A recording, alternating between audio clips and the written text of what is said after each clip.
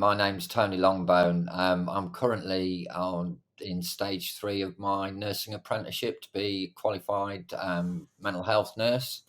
Due to qualify in September this year, I'm on the apprenticeship with Derbyshire Healthcare Foundation Trust, which is a trust that I've been working for about 5 years now. Coming up 5 years this August. Um, I've first joined the school probably back in 2014 when I was working for Black Country Partnership Foundation Trust, as it is now.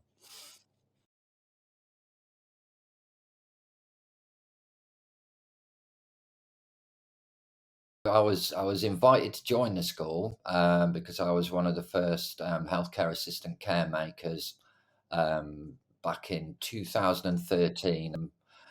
And I got a lot of stuff going on at the time because I'd just come out of a secondment position. So I just sort of worked my way through the school that year and thought about, and I just used it to reflect, I think, really on what I'd been doing the year before because I've been sort of piloting a few different groups and that kind of thing for people with dementia out in the community.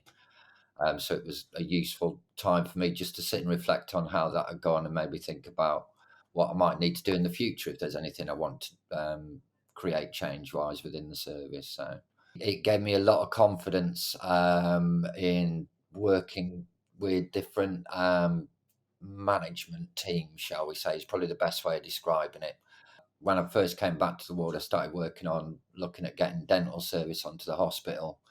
So that was a very gradual process. The school sort of helped me get a balance of that and where I need to think about it and start that process moving. Um, and it helped me think about the different approaches that I needed to take, especially when it came to the dentist, because I needed to think about what the challenges were going to be. That's probably where I found it's really helped me. And I still use the theories around social movement going forward. It's helped me analyze a lot, I think, about how different trusts work and that kind of stuff as well. So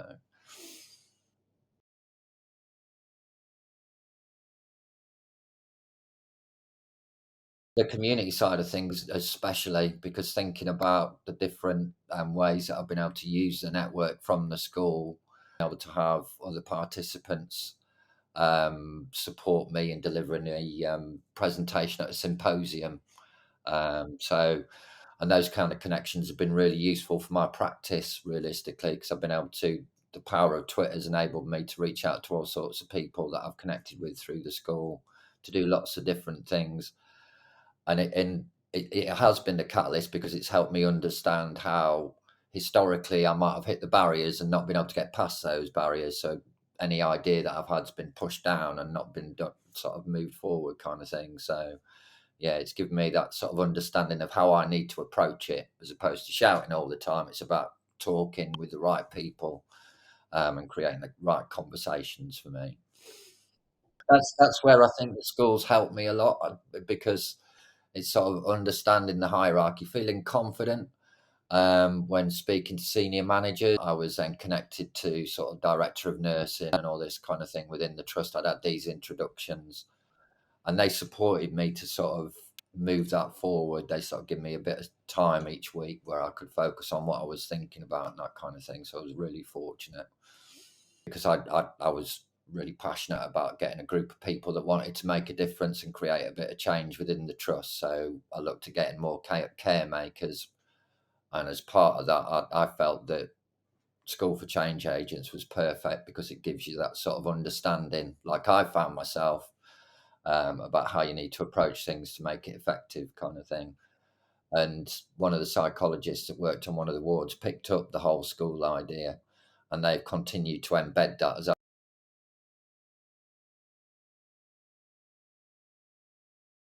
well. The dentist, realistically, because I ended up by the time I finished or come away from the trust, realistically, we got a monthly mobile dental surgery on the hospital site that was servicing the inpatient community. I've always found the school really helpful for me because it helps me stay energized realistically because you're connecting with a whole mass of like-minded people.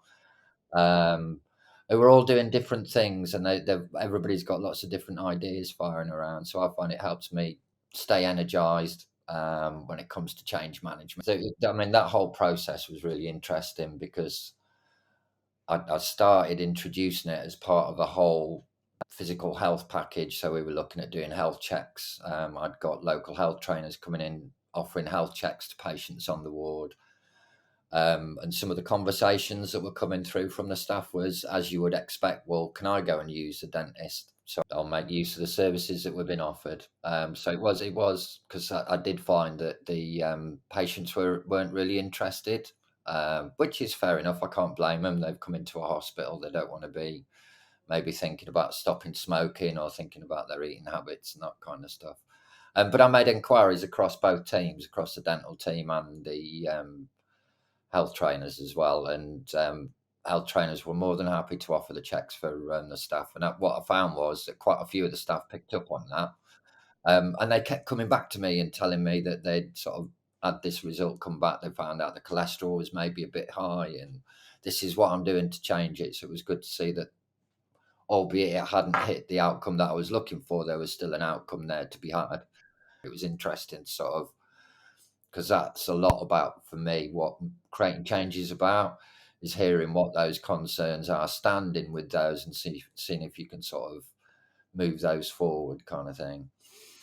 Yeah, you need to. I've found that you need to stay connected and keep checking in, if you like. I mean, that's why I find the schools really help me, because when I'm thinking about change, it helps me sort of reconnect with that sort of, yeah, this is how I do it, and these are the barriers, because that's what it does for me. I think it keeps reminding me there are the barriers, but you can get over them, and this is how you do it. And just keeps reminding me that these are the approaches you need to take.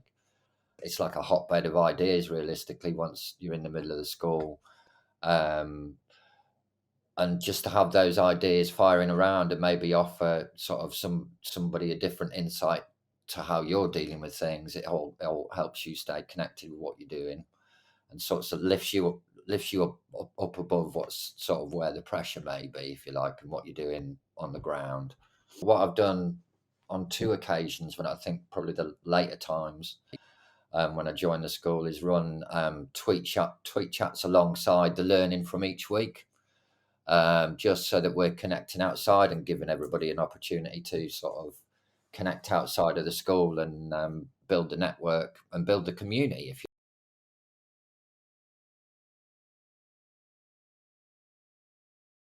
I think probably the biggest thing for me is giving me the confidence and the understanding of creating change and thinking within systems.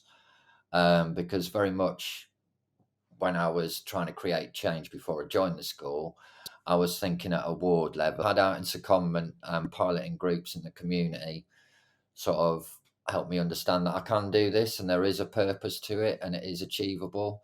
And then coming back in and the school sort of helped me have that knowledge of navigating the whole system and thinking about the people that I need and the stakeholders that are going to be relevant to anything that I'm doing.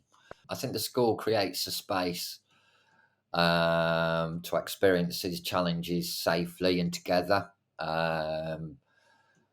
Because I think it can be a very lonely place, can creating change if you're hitting a lot of obstacles as you're moving through the system and that kind of thing. And it's good to have somebody and a group of people, realistically, that you can bounce those ideas off. Um, and the way that it's running now, it gives you the space to sort of see and talk about that change as well. So yeah, I think that's probably the thing for me, is that sort of connection, and that it's like an extra layer of support, like we were talking about, away from the environment, to help you manage any stress and sort of understand that you're not the only one going through it. Because that's the thing, I think. I think that's a lot of it for me, is to sort of come in and celebrate. This is what I've done since I was last here, kind of thing, and sort of, because there's lots of different ways to engage with the school through social media to sort of, and this is what I've been up to, because you're constantly connected within that community, realistically. So it's a constant sort of celebration of what's going on, and reaching out if you need to reach out. So because I think that's the joy of it, realistically. It Because what the whole nature of it, it sort of creates different ways that people can engage, because people engage in different ways following their session.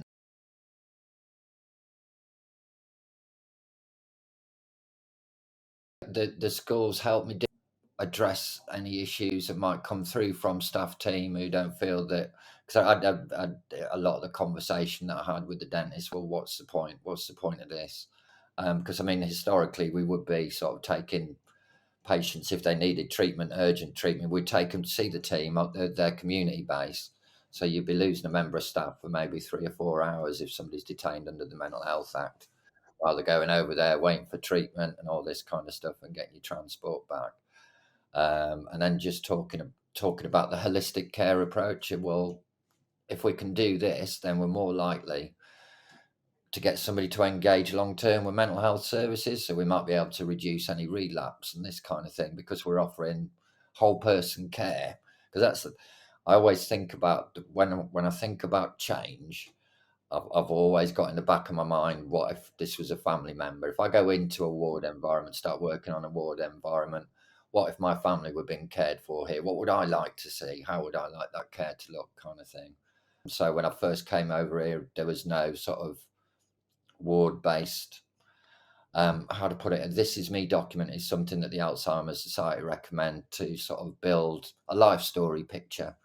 But there was nothing specific if we'd had somebody that had not really had much contact with services. So I'd spoke to a couple of members of staff, well, why haven't we got one of these? Really, we should have one of these that's our own, because we're supporting these people and it'd be really helpful. And we were like, well, yeah, great. And so I got a couple of people on board and we managed to sort of develop. And I mean, it's in print, it's not fully in use yet, but I'm hoping that when I go back to the ward, I'm going to be able to get it embedded properly. Um, and when I was doing that, as I was going through the sort of development process, I'm talking to staff about it, bringing in copies of the print, saying, what do you think? Do you think this is something that's be useful? What do you think we need to do differently? Just in the hope that as we move it forward, it starts to happen, kind of thing. People take hold of it.